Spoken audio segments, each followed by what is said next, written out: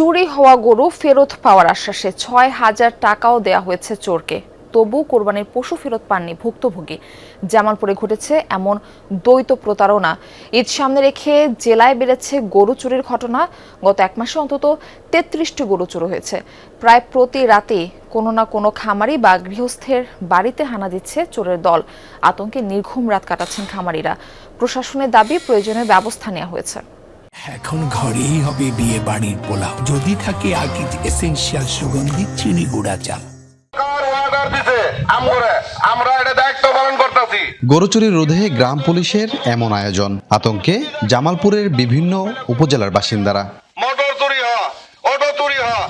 মেলান্দহ উপজেলার মধ্য ঝাউগড় এলাকার কৃষক রুবেল মিয়ার গোয়াল ঘরে ২০ দিন আগেও ছিল ৪টি গরু। গত ২৯ এপ্রিল ঝড়ের রাতে গোয়াল শূন্য করে দিয়ে যায় চোরের দল। এরপর থেকে পাগল প্রায় অসহায় রুবেল। রাইতে ২-৩ করে আইসে গোল করে দেখে যায় গরু ঠিক আছে কিনা। সমাজের তো কোনো ঈদ নাই, গরু চুরে গেছে, টাকা পয়সা নাই, কোনো ঈদের স্বপ্ন নাই। মনটা একবার নষ্ট হয়ে গেছে বাংলা। এখনো মাঝে মাঝে গোল গরু আসে, এমন কান্না আসে। এই গরু পাইলে শ্বশুর বাড়ি গেল না, কোনো ফাংশনও গেল না, কোনো দিন এক রাত বাইরে থাকেনি কোনো দিন। সেই গরু অবস্থা বুঝলেনি, চুরে নিলে কি অবস্থা তার। একই রাতে সে এলাকার আরও ৪ জনের গোয়াল থেকে ৯টি গরু চুরি হয়। তাদের মধ্যে কাঠমিস্ত্রি হেলাল উদ্দিনের ছিল একটি গরু। চুরি হয়ে যাওয়া গরু ফেরত দিতে তার সাথে যোগাযোগ করে প্রতারকরা। মোবাইল ব্যাংকিংয়ের মাধ্যমে ৬,০০০ টাকাও দেন তিনি। তবুও গরু ফিরে না পেয়ে দিশেহারা ভুক্তভোগী পরিবারটি। আমার কাছে আরো ৬,০০০ টাকা নিছে, নিয়ে যাওয়ার পরে গরু আমার ঘুরাই দিব, গাড়ি ভাড়া টাকা দেন, খরচ করে নিয়ে গেছি, ওই টাকাটা দেন, আপনার গরু আমরা ঘুরাই দিন।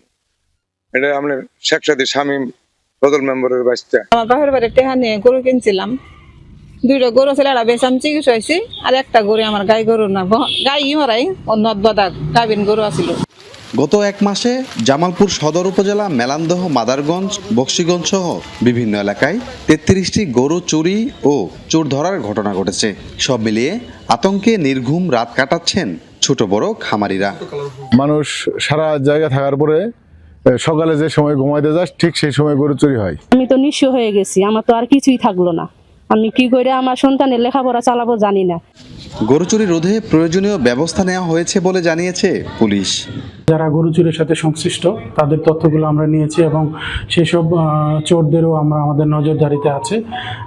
আমরা স্থানীয় লোকজন যারা আছে তারা এবং স্থানীয় চৌকিদার তাদের নিয়ে আমরা পাহারা দেই প্রতি রাতেই।